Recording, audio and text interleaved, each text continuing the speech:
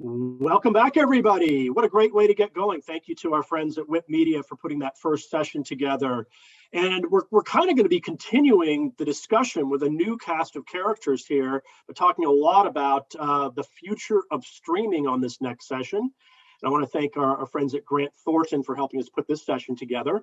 Without further ado, let me introduce our panelists. Well, actually, first, before I do that, let me invite everybody, all participants, to introduce themselves in the chat. It's great to know who's here. You can go and select everyone in the drop down in the chat and drop in your LinkedIn. It's a great way to connect. I met a bunch of people through the last session that way. And tell us a little bit about what you're doing. You're welcome to post thoughts during the panel. When you have questions for the panel, though, please put them in the Q&A, which is just to the left of the chat on the bottom.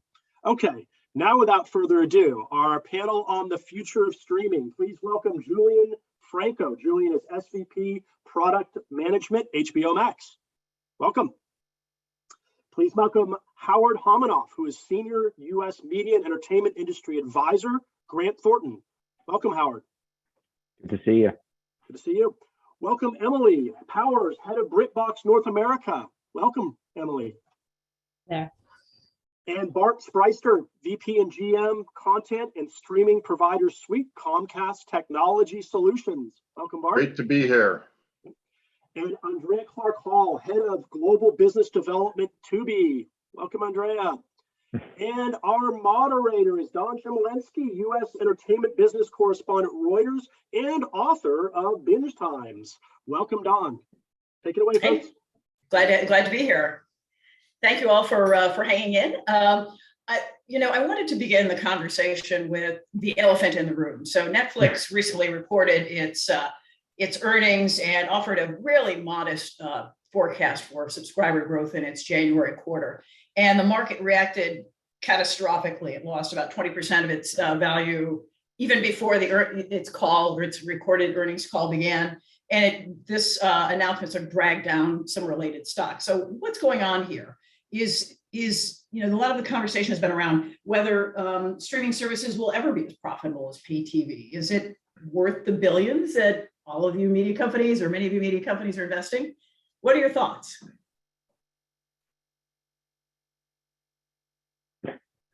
I will call on you if you don't volunteer. Well, maybe I'll start here. I'll say that, yes, it's worth it because that's where the consumers are. So you have to go to meet your audience. And I think, look, Netflix will continue to grow. I mean, their US ads have been slowing, but internationally it still continues to go at a pretty good clip. And so I think there's a lot of hope for all the SVOD services, especially as they continue to layer on new services like gaming or other types of things. So I won't steal from my other great colleagues here, but I don't think we have to panic yet. Is that a view you share, Julian? Yeah, I agree with Bart. I think ultimately, look, I like where we're at HBO Max as a part of what I would call the broader Warner Media ecosystem. And to Bart's point, I think the way that I think about it and the way that we think about it here is it's very important to build relationships directly with your customers. Those are increasingly valuable. I believe, and we believe that they will become increasingly more valuable. But our job at Warner Media is ultimately to serve our customer every opportunity that we can and to meet them wherever they are. Right, and at whatever price point they can afford to, whether that be a shared experience with a bunch of people in a theater, or whether that be at home with their families. Our goal at Warner Media is to serve them in every place. Let's talk about the U.S. market specifically. I mean, Leichtman Research found that 3/4 of consumers already subscribe to one of the three largest video on-demand subscription video services, Hulu, Amazon, or Netflix. Is there room for growth domestically, do you think? And do you see a future where consumers sort of hop from one service to the next? So talk to me about your forecast for the domestic market and the potential for growth. I would say we're very excited about about the opportunity to grow domestically. I mean, if you look at our fourth quarter stats alone, right, we grew over 4 million subs despite our decision having earlier in the previous quarter to exit Amazon's channels business. I think ultimately, though, our goal and what we try to do is we take the opportunity to serve customers very seriously. And the way that we do that is by focusing on quality storytelling. I think if you look at the quality of the storytelling that we put out on a monthly basis, if you think about like owning what you can control and control what you can, what we can do is try to continue to distribute the best stories in the world, and in order to be able to keep our customer. If you ask me, we have the best content in the world, the best stories to share, and there's no reason to leave the service. Now, every story may not be for you, but we think you're going to come back to us often, and it's probably not worth trying to cancel the save for a week or so here in between. Well, let's talk about that because, Sorry. Go ahead. I'm sorry, Emily. No, sorry. I was just going to say I have a similar perspective as Julian, and that I've come from a targeted streamer, a niche streamer. For those who don't know, BritBox is the largest collection of British content in North America. We're a streaming SVOD service, been growing really rapidly. And everything we see says consumers will follow the good content. They will sign up for it. And if you continue to put out good content, they will stay. And so I've always seen over time, if you ask people, are they going to keep or drop services? They will say that they're going to dial back. I now have households sign up for, it used to be 2 to 3 streaming services per household. It's probably up to 5 to 6 at this point. So they'll say, yes, I'm going to cut back. This is getting too much. But what they do in practice is actually continue to subscribe and stay with new services over time. Well, let's talk about that. I mean, Deloitte had an interesting study that they published in January where they talked about a global churn rate of 30%, which has to be pretty gut-wrenching. And it went into an analysis talking about just the billions of dollars that are being invested just to hold on to subscribers. It was part of the Netflix freakout, this sort of ongoing, recurring cost of investing in content to keep people from churning out. How are you thinking about that? Is it what are the strategies for retaining customers in a world where they have so much choice? Yeah, I think most people would agree churn is probably the most sensitive variable in anybody's models. 0.5 percentage point makes a big difference in the bottom line. So it gets back to the content. What cadence are you releasing? What quality content? I mean, for a targeted streamer like BritBox, we know exactly who our audience is. We know what content they want. And it's just a matter of us continuing to invest in that to bring in our current, to retain our current and bring in new audiences. There's additional, features and functionalities that are always introduced, but I do think it comes down to what value are you providing to the end user such that they're willing to retain and stay with you. Mm-hmm. Julian, is this part of the, HBO has adopted a television-like strategy of not giving the opportunity to the consumer to burn through everything all at once. So you're delivering episodic content once a week, a la Succession, to keep people to hold on to subscribers versus dropping an entire season for consumers to burn through in a weekend. Is that part of the thinking around the HBO's release strategy?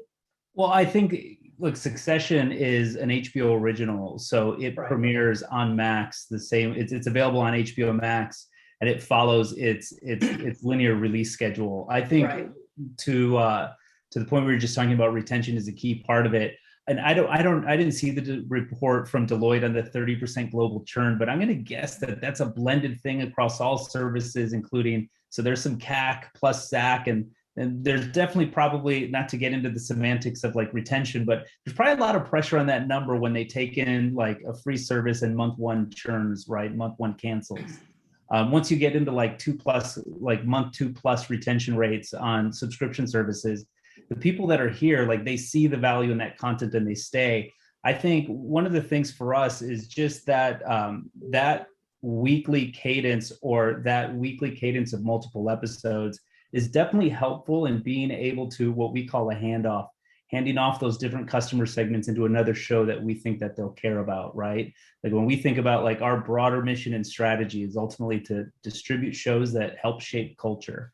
So for us, what we think of is we start taking a look at the customer segments, what they're watching, who's in it, what it's about, and what we have coming. And we start thinking about what is the next piece of content that we can hand off that customer to so they have a great experience on HBO Max. And that's ultimately what we focus on. Well, let's talk about, so we have well-established competitors in the subscription video on demand business, but the growth, a lot of the growth now seems to be coming from ad-supported on-demand video services like Tubi, which Andrea's here representing, and there certainly are others like Pluto TV, and Roku has its own offering. Again, Deloitte estimated something like more than half of U.S. consumers are already watching one of these AVOD services. It's a number that's growing exponentially. And Lachlan Murdoch has even described Tubi as sort of a core pillar of the business going forward. So Andrea, break it down for us. What is it that's contributing to the popularity of these ad-supported video services at a time when streaming seemingly made advertising irrelevant? Yeah, I think it's a number of factors. One, who doesn't like a free product? It's awesome, right? It's really a quality product. It's studio movies and TV series from all the leading studios. We have 36,000 movies and TV shows in our catalog now, completely free. And so that's a big piece of it. It's frictionless. One click to play content. You are not sitting there with your remote trying to input and remember your password. It's frictionless, which people love. But I think most importantly, when we think about people rejecting ads, we think of the days of linear TV when they really started to, the TV networks, I think, really started to take advantage of viewers, right, and not respect their time.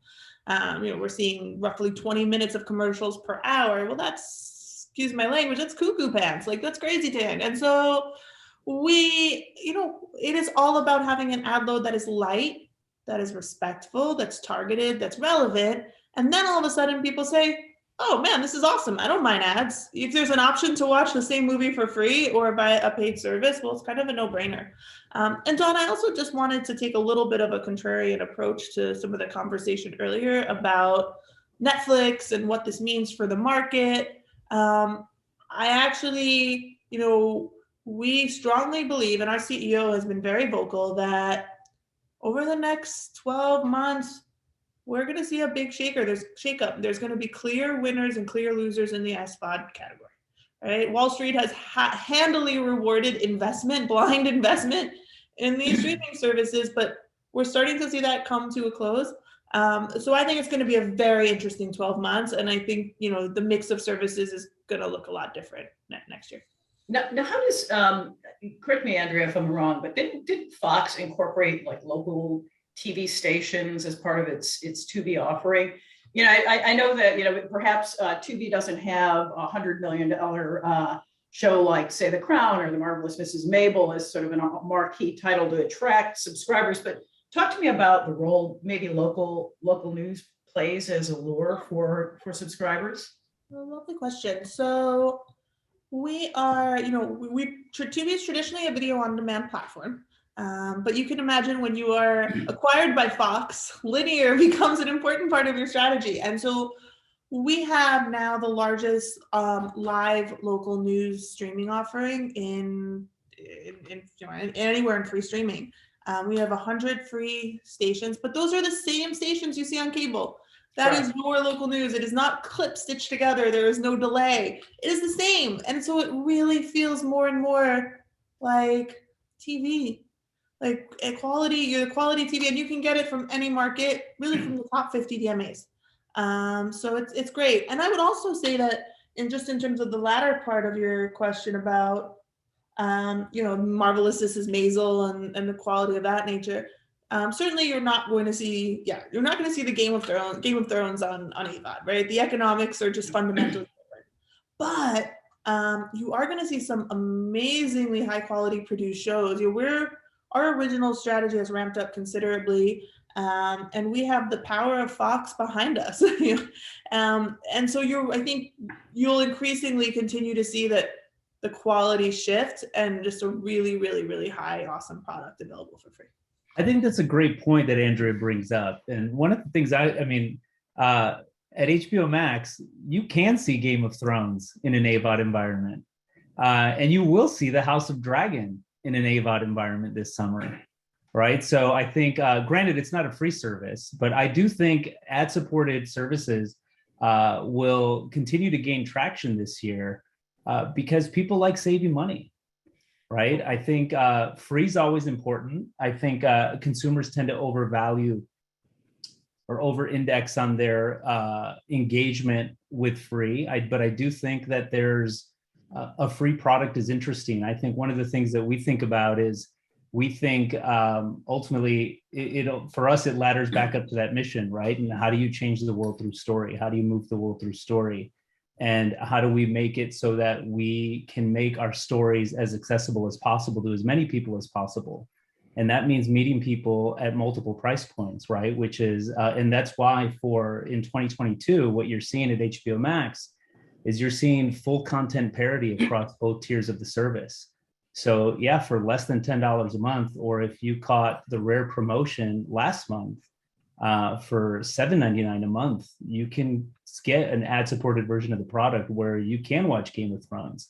And if you keep that subscription, you'll be able to watch House of Dragon when it comes out later this year. Yeah, Julian, that was really interesting. Go ahead, Howard. You go, and then I've got a question. Yeah. Okay. So I was just, piggybacking on Julian's comment, and I think in circling back to some things said earlier, which is that we're in this almost very quickly kind of streaming 2.0, streaming 1.0 in a sense, for it was get into the market, get your service launched, and the tremendous buzz, and I think, as Andrea pointed out, tremendous positive market reaction to having the presence of Peacock is launched, HBO Max is out there, Disney Plus obviously was early in launch, and now pretty quickly I think we're in this world where these are real businesses contributing real revenue at top and bottom line to media companies. And I think Tubi represents, and Andrea, you know this better than me, but something like 10% of Fox's ad revenue.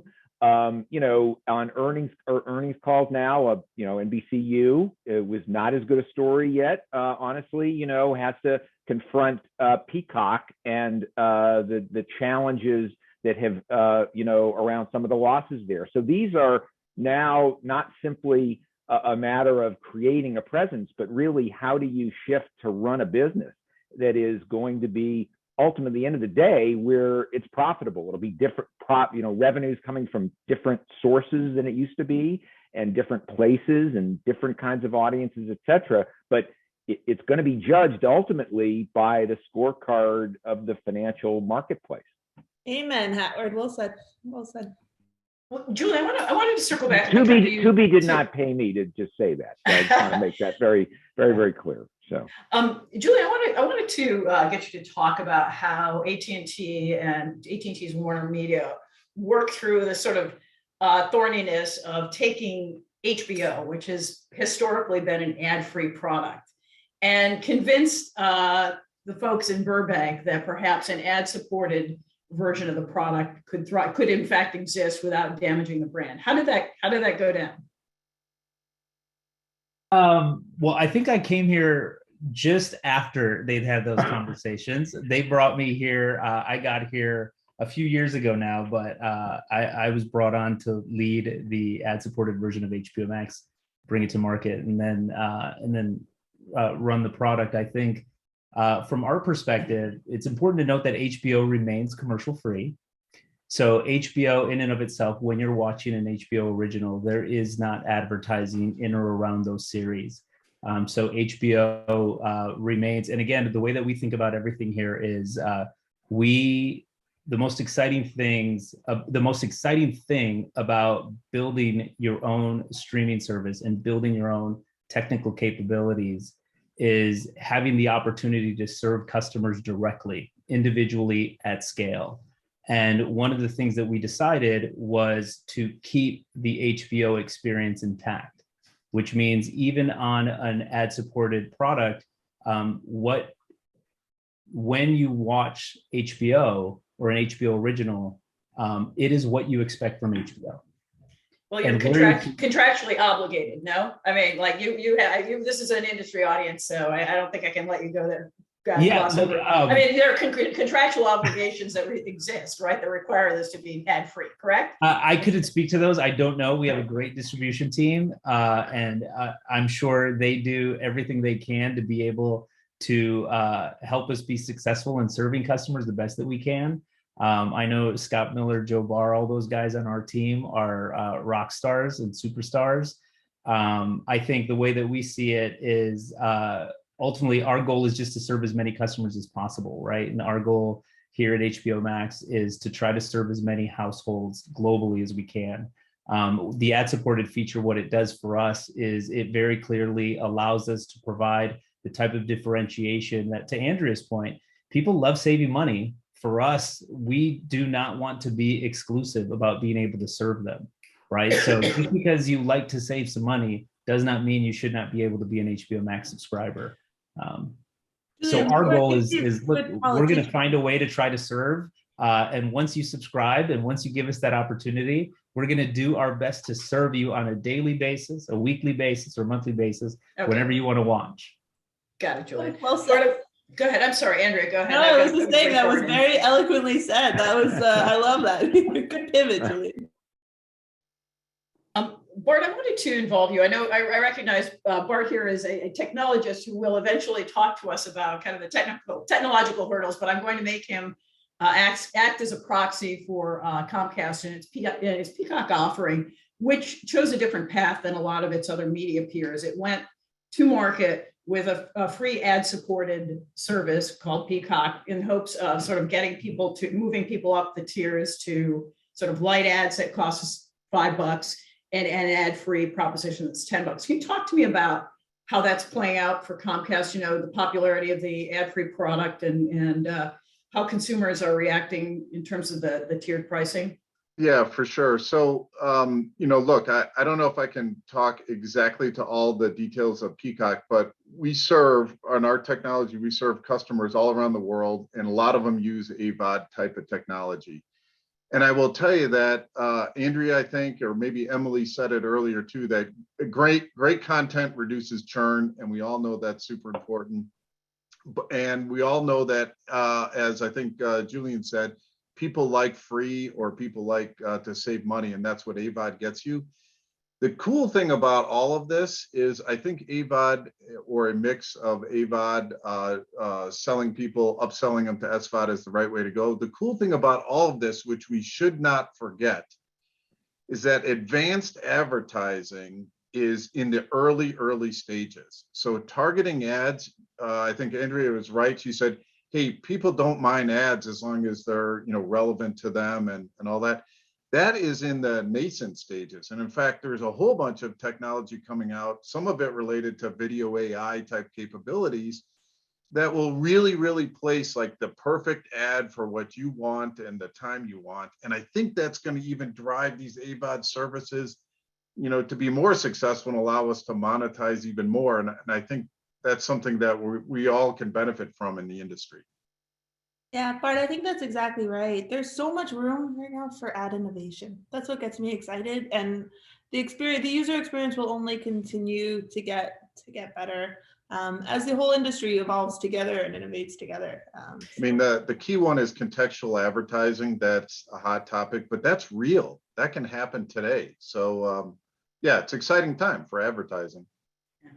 One of the people watching the panel asks, with Amazon Prime Video being part of the much larger value of the Prime membership, and Netflix starting to get into gaming, will a diversified value proposition versus a pure content play to the consumer become increasingly important to platforms as they try to address the question of churn? Thoughts? I'll take a shot. Sure, go for it. Okay, so I mean, short answer is yes, but as you've said, I'm not going to give you just a yes or no answer. So, look, I think that there are, it's one of the. It was always easy and I came from the cable business, sort of grew up in the cable/multi-channel world, before we ventured into streaming.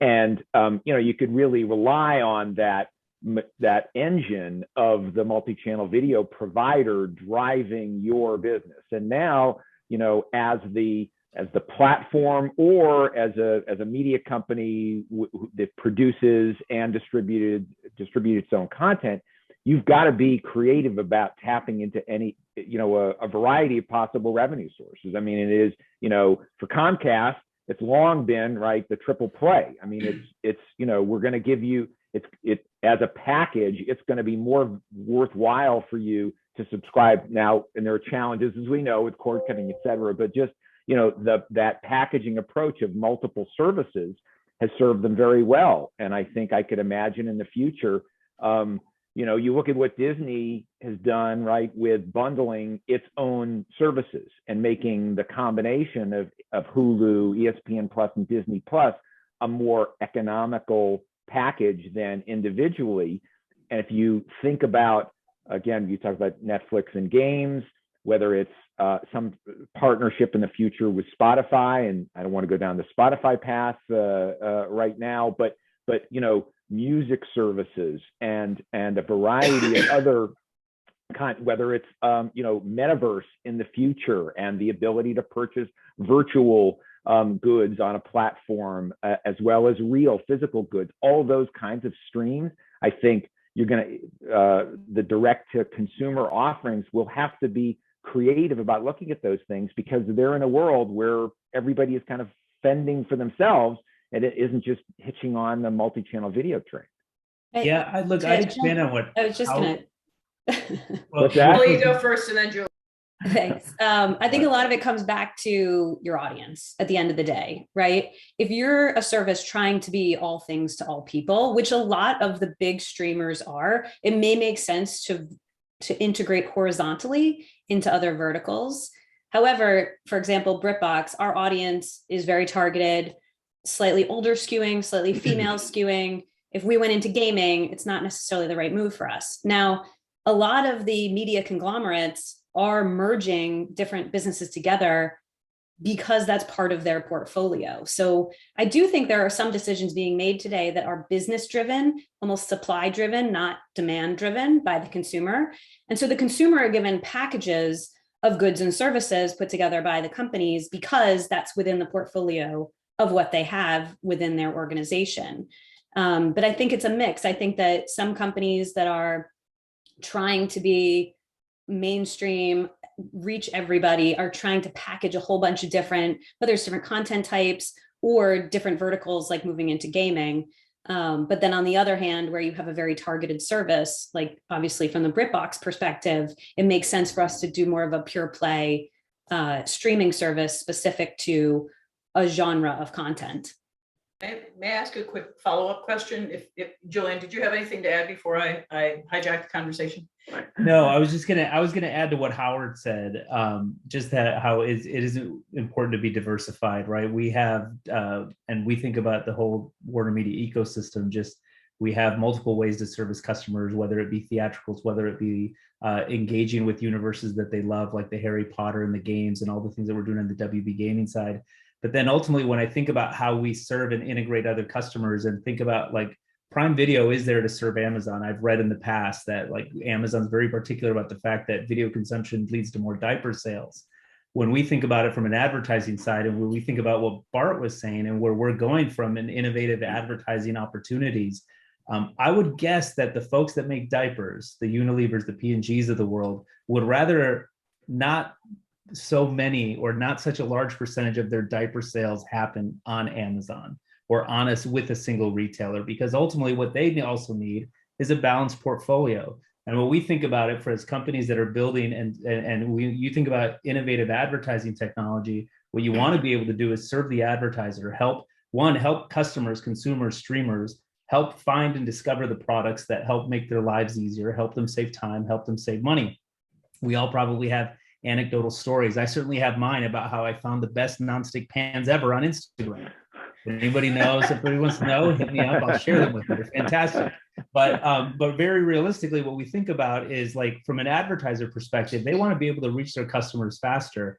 And when you are a broader ecosystem like ours, or like NBC and Comcast, you're not tied to any one retailer. And what you're just trying to do is help those customers and help those advertisers deliver on the outcomes they want.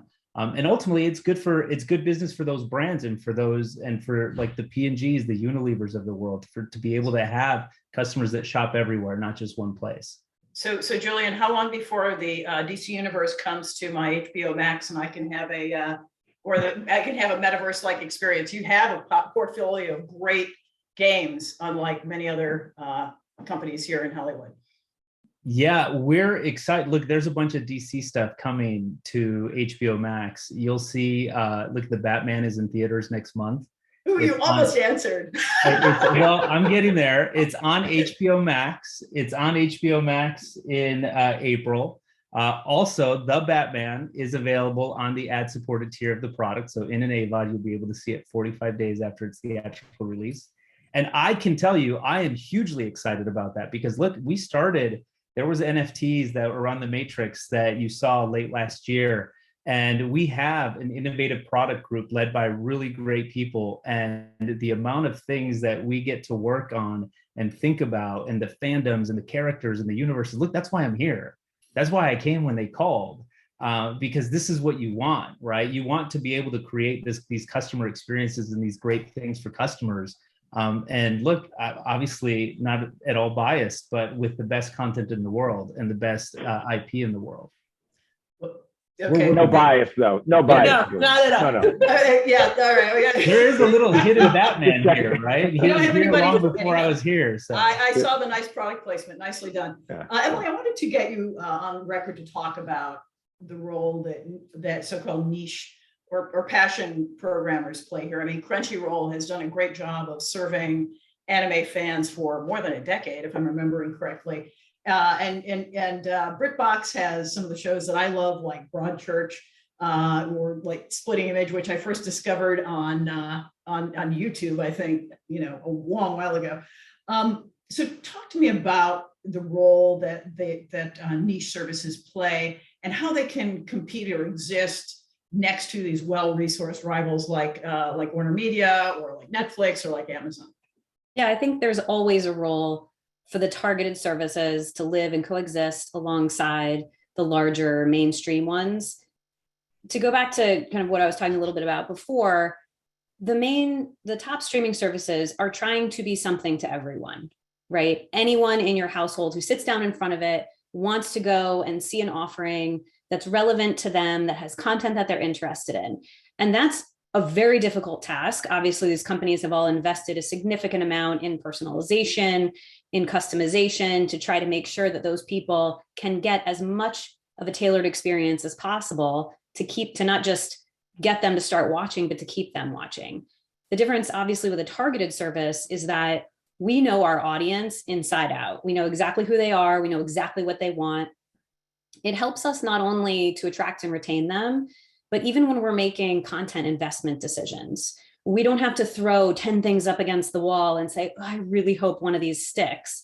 We know exactly the type of shows that will resonate with our audience, that will bring in new ones, and that will continue to excite our existing fan base. So we have a real advantage in that sense. We're never going to be in the hundreds of millions, but we're already surpassed 2 million in a very short time and continue to grow really rapidly. So there's, especially in the US media market, there is always room for targeted streamers, as long as there's a real value proposition there for an audience who's underserved. And a lot of our audience is underserved. You can find little bits of quality premium British content on a number of different services. However, if you're looking for a destination that masters that one thing, then you're going to go to a targeted streamer like BritBox. So I think there's definitely a healthy coexistence. Again, the size is never going to reach hundreds of millions, but we know our audience. We have a much more defined proposition, and that makes reaching and keeping this audience much easier in my point of view.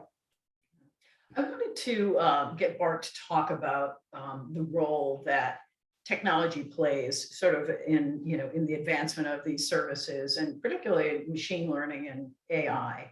How can they enhance the consumer experience? Can they help really refine recommendations beyond, sort of using other users as proxies? Talk to me about how technology can be harnessed to create a better consumer experience. Yeah, so, AI is something unique. And the reason I say that is because a lot of technology will work on either cost saving elements of it or personalization elements. But AI technology is quite flexible. It's relatively new, and it works on both sides. So you can enhance and engage customers in a more deep, kind of rich experience. And you can also, frankly, cut cost out of your operation by automating and making, big decisions that will happen in a, fast, a large way at scale. And we've seen that with stuff like auto chaptering,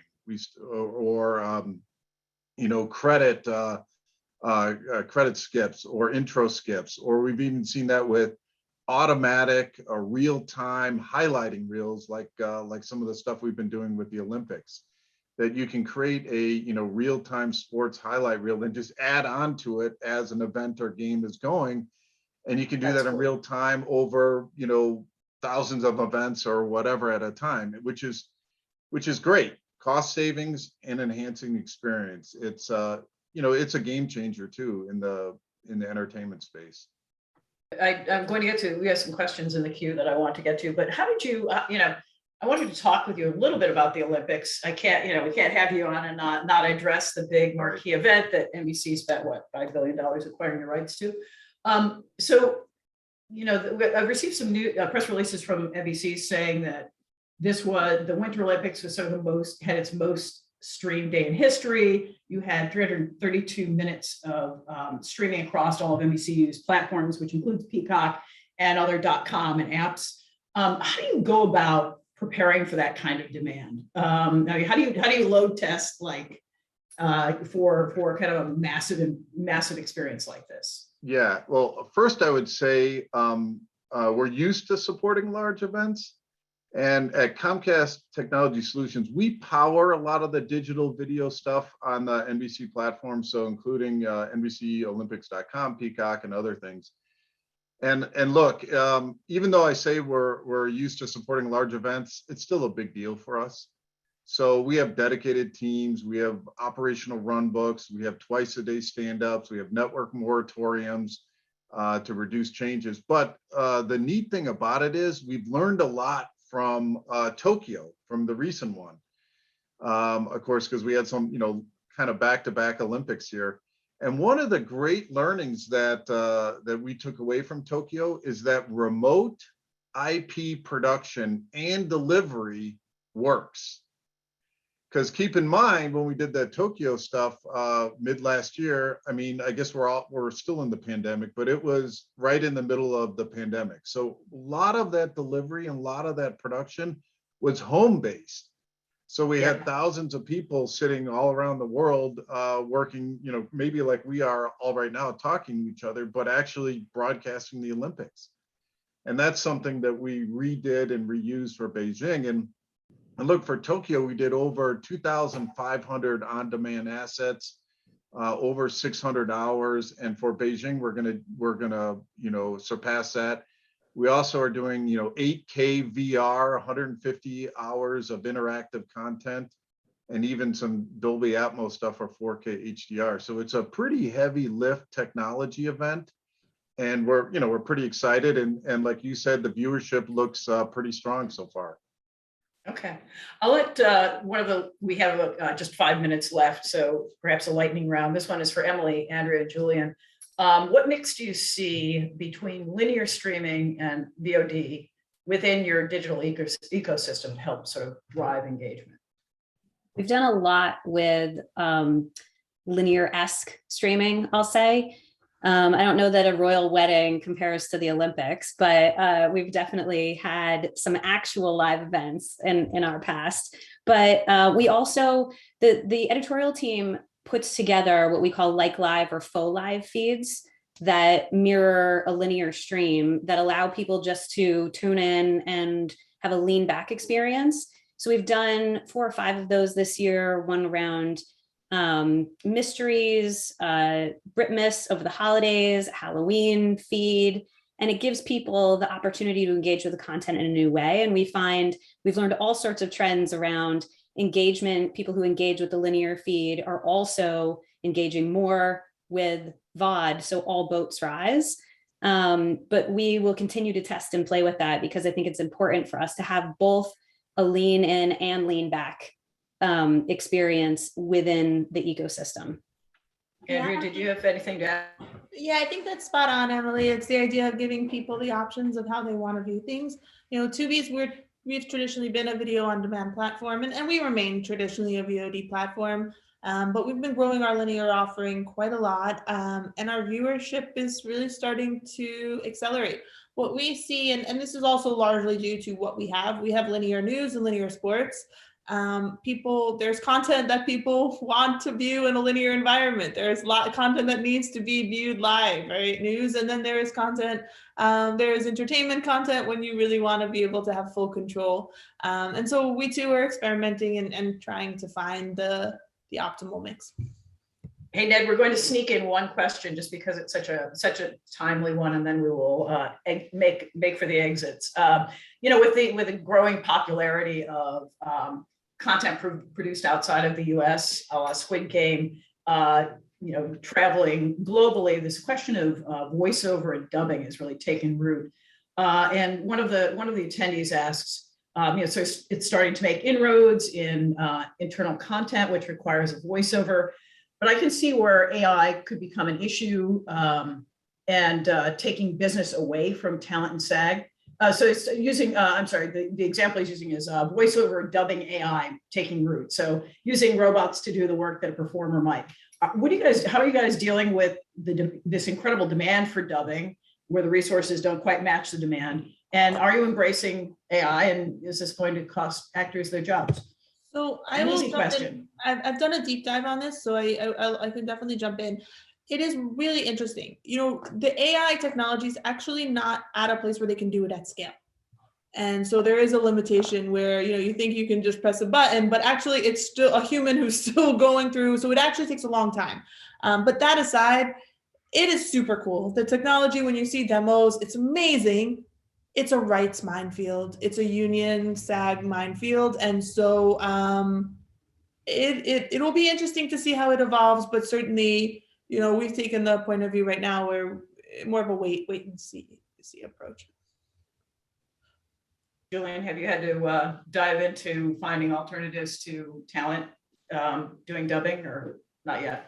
No, not yet. When I think about, and I don't have as much experience with like AI ML on the dubbing side. I think we probably still do things pretty traditionally, especially we do work hard to try to be the friendliest place for creatives and creators. So, but I'm not, I mean, on my side of the house, what we think about is how to use AI and ML to deliver like amazing ad experiences, right? Like we're just scratching the surface there. And there's a whole lot that you can do there with ad load and customer experience. And our team is primarily focused on that right now. Okay. And I would say I'm not one. I was maybe many years ago. I was did a bit of acting, but I would say that there are many members of SAG-AFTRA and not in the union, but whose lives depend on voiceover work. And so, you know, as we shift to our new economy, and I think from a quality perspective, and everybody here who's involved in producing and distributing content, I would think, and second this, the quality of the content is, you know, the voice and the inflections and the personality of actors. I know AI will, you know, may well get us there, but I'm going to be the Luddite and hope that the day is long off where we don't need kind of human voices. So, you know, that's it's sort of like, again, it's the experience, and I think that still will matter to the consumer. Yeah, look, I don't think we're living in the Matrix. And I think ultimately there's just things humans are better at right now. And today it's certainly conveying and delivering human emotion. Right. I will deliver some human emotion, and thank you all for your participation. We're at time. Thank you so much for your thoughts. We really appreciate it. Thank you. For having us. Thanks, John. Thanks, everybody. Thanks to all of you guys for a very engaging panel. Really, and the audience loved all your questions. Stay engaged. It's a lot of fun when we get a lot of comments in the chat and good questions. So, folks, we're going to take a short break. We'll be back right at the top of the hour. We're going to be talking about kind of consumer viewing trends on the next panel that Colin Dixon will be moderating with Vivo, Laugh Out Loud, Metrological, PBS, and Amagi. So join us at the top of the hour. Thanks again, you guys. Great panel. Thanks, everybody.